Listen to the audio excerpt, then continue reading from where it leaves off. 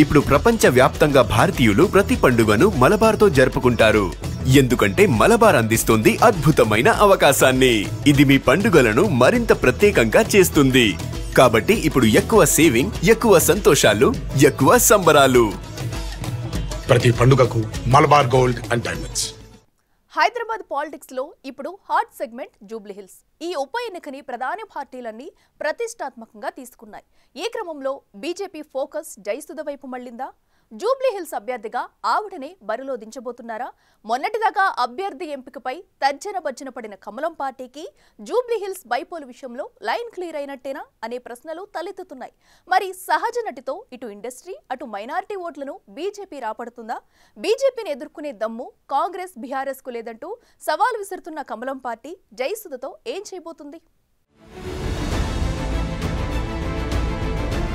జూబ్లీహిల్స్ ఉప ఎన్నికను బీజేపీ ప్రతిష్టాత్మకంగా తీసుకుంది. బైపోల్లో ఎవరిని బరిలోకి దించాలనే విషయంలో మొదట్లో కొంత ఇబ్బంది పడినప్పటికీ ఎట్టకేలకు అభ్యర్థి ఫైనల్ అయినట్టు తెలుస్తోంది. ఇండస్ట్రీకి సంబంధించిన సహజ నటి జయసుధకు జూబ్లీహిల్స్ ఉప ఎన్నికల్లో టికెట్ ఇచ్చేందుకు కాషాయ పార్టీ సిద్ధమవుతుందనే చర్చ రాజకీయ వర్గాల్లో మొదలైంది. ముందు నుంచి జూబ్లీహిల్స్ ఉప ఎన్నికల్లో చాలా స్పష్టంగా పక్కా ప్రణాళికలతో బీజేపీ అడుగులు వేస్తుందట.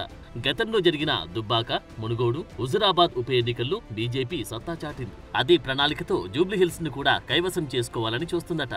ఇటీవల 2 ఎమ్మెల్సీ స్థానాల్లో విజయం సాధించి మంచి జోష్ మీదున్న బీజేపీ అదే ఊపులో జూబ్లీహిల్స్ లోనూ కాషాయ జెండా ఎగరేయాలనే సంకల్పంతో కమలదళం అడుగులు వేస్తోంది. అందులో భాగంగానే కాషాయ నేతలు జూబ్లీహిల్స్ ఉప ఎన్నికకు గ్రౌండ్ ప్రిపేర్ చేసుకునే పనిలో నిమగ్నమయ్యారట.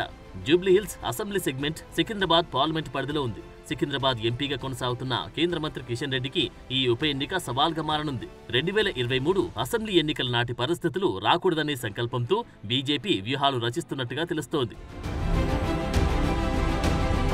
2023 ఆగస్టులో జయసుధ బీజేపీ తీర్థం పుచ్చుకుంది. నాటి నుంచి బీజేపీలో ఉండి లేనట్టుగానే కొనసాగుతున్నారు. పార్టీ కార్యక్రమాలకు, సమావేశాలకు కూడా ఆవిడ పెద్దగా హాజరైన దాఖలాలు లేవనే చెబుతున్నారు.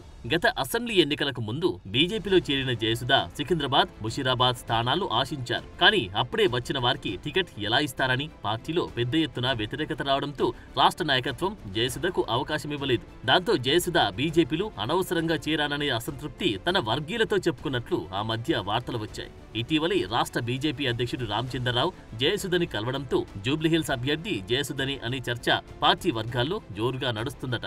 అయితే ఇదే స్థానం నుంచి నందమూరి కుటుంబం, హరికృష్ణ కూతురు సుహాసిని పేరు కూడా ప్రధానంగా వినిపించింది. దీని వెనకాల చంద్రబాబు మాస్టర్ ప్లాన్ ఉందనే చర్చ కూడా జరుగుతుందట. జూబ్లీహిల్స్ లో సుహాసిని నిలబెట్టగలిగితే అటు ఇండస్ట్రీ, ఇటు టీడీపీ, నందమూరి ఫ్యామిలీ పలుకుబడి బీజేపీకి కలిసి వస్తాయనే అంచనాలు బీజేపీ పాచికలు వేసిందట. కానీ ఆ పాచికలు ఆదిలోనే బెడ్చుకొట్టడంతో ఆ ఎపిసోడ్ అక్కడితో ఆగినట్టు తెలుస్తోంది.